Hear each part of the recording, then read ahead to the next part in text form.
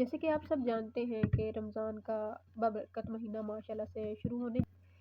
अब कुछ बेगैरत किस्म के मर्द इस तरह की पोस्टें लगाएँगे कि एक लॉयल बंदी चाहिए, रात भर जागने के लिए, बातें करने के लिए या सहरी के लिए जगाने के लिए। इनसे सिर्फ़ एक सवाल किया जाए कि आपकी माँ और बहन से लॉयल बंदी तो आपको मिलेगी नहीं ज़्यादा, तो क्यों ना उनको रात भर जगाकर उनसे बातें करें।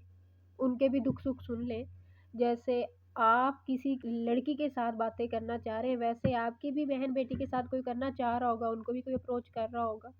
तो क्यों ना ऐसे दुख-सुख आप अपनी ही बहन-बेटी के साथ कर लें, बजाए वो किसी और बग़ैरत के पीछे वो भी लग जाए।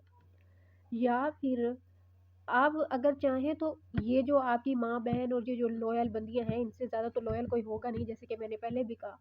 तो आप चाहें तो उनका सहरी और इफ्तारी में हाथ भी बटा सकते हैं। अगर आप आज का मर्द बाहर किसी की बहन-बेटी पे बुरी नज़र देखता है, तो घर में आपके भी वो देखा जा रहा होगा।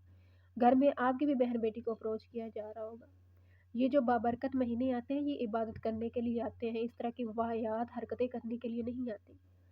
ये हमारी बख्शिश का ज़रिया बन सकते हैं। खुदारा इन बाबरकत महीनों को इस तरह ज़ाया ना करें।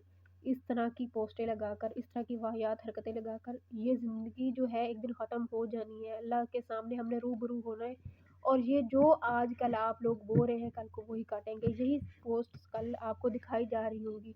अल्लाह ताला के इन नज़रों के सामने आप जाएँगे, कि क्या मुँह लेके जाएँगे? क्या कहेंगे तब अल्लाह ताला से? क्या ये जो रमज़ान का महीना इसलिए आता है कि आप इस तरह की वैरायटी फैलाएँ, इस तरह के गंदे कमेंट करें या गंदी पोस्टें करें, खुदारा सुधर जाएँ।